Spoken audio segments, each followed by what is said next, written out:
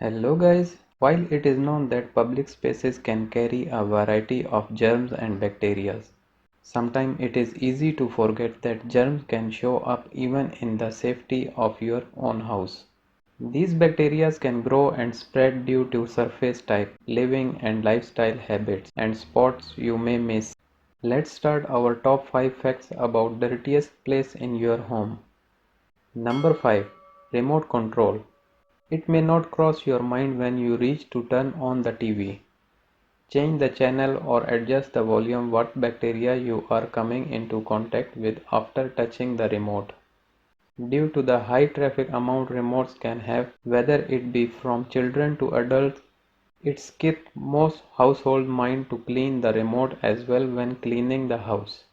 It is, however, important to clean the remote as 55% of remote tested positive for having both yeast and mold.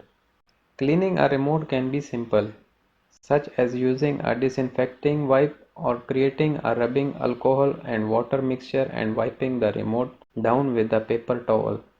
Don't forget to take out the batteries and clean inside the compartment as well. Number 4. Stove knobs. An overlooked aspect in cleaning one's kitchen might be one of its main area of traffic, the stove knobs. For many, the top of the stove become routine because the mess is unable to miss. However, some may overlook the knobs of stove, even though bacteria is just as likely to be found on the knobs as it is on the stove. In fact, 14% of stove knobs have coliform bacteria, while evidence found that one-third of stove knobs were covered in mold and yeast. Most of this is due to the fact that often hands are not washed after touching different items in your home, or even after coughing or sneezing, and the bacteria is spread to the knob. To avoid this, if possible, remove the knobs and soak them in hot water mixed with soap once a week. If you cannot remove the knob, clean them once a week by using a designated household cleaner. Number 3. Kitchen sink.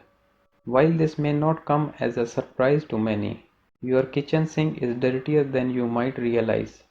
An average kitchen sink holds about 400 million microorganisms per square inch, which is about 70,000 times more bacteria than what is found on your toilet handle. That's right, because of the amount of usage of your sink is a breeding ground for bacteria because of the moist environment it provides and the food that can help feed the bacteria which grows. Not to mention the soap deposits which can form. Cleaning your sink is important. Depending on your sink type, you can fill it with warm water and a small amount of bleach and let it sit for a few minutes before draining it. You can also scrub your sink by using a mix of lemon and powder borax to get rid of your sink and help with any smells. Number 2. Toothbrush holders. It might not cross your mind when you are picking up your toothbrush how much bacteria has accumulated on it. However, before you put that toothbrush in your mouth, consider the last time you have cleaned it and its location in your bathroom. The average toothbrush is a hotbed for different bacteria such as mold and yeast, as well as coliform, not to mention the amount of fecal containing matter that can gather due to its proximity to the toilet. On average, there are 200 million bacterial organisms located on your toothbrush holder. From there, the bacteria can easily spread. You can wash your toothbrush in hot water with soap twice a week, making sure to rinse it thoroughly and clean the area as often as possible. It is recommended that you also store your toothbrush in less open spaces to avoid contamination. Number 1. Dish sponge. It may come as a surprise or not one at all that the dirtiest place in your house is your kitchen sponge. Despite its main use being to clean, your sponge has an estimated 300,000 microorganisms living in every gram of your sponge. According to a study, an estimated 75% of dish sponge had salmonella and fecal matter inside of the sponge, a shocking percentage.